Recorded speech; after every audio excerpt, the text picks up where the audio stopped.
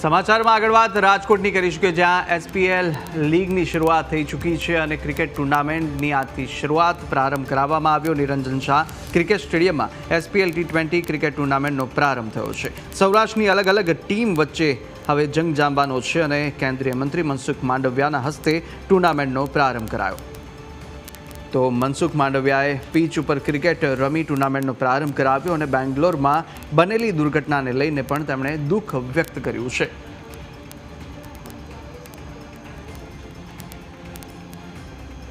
असंख्य ખેલાડીઓને પોતાના ક્રિકેટની અંદર ભવિષ્ય ઘડવાની તક પણ આ ટ્રોફીઓ દ્વારા પ્રાપ્ત થઈ છે।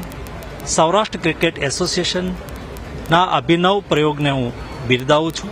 ભવિષ્યની અંદર આ પ્રકારની સ્પર્ધાઓ દ્વારા સૌરાષ્ટ્રના યુવાઓને પોતામાં રહેલું સ્પોર્ટિંગ સ્કિલને ડેવલપ કરવાની હંમેશા અવસર પ્રાપ્ત થતો રહેશે। ફરીને એક વખત સૌરાષ્ટ્ર ક્રિકેટ એસોસિએશનને અભિનંદન।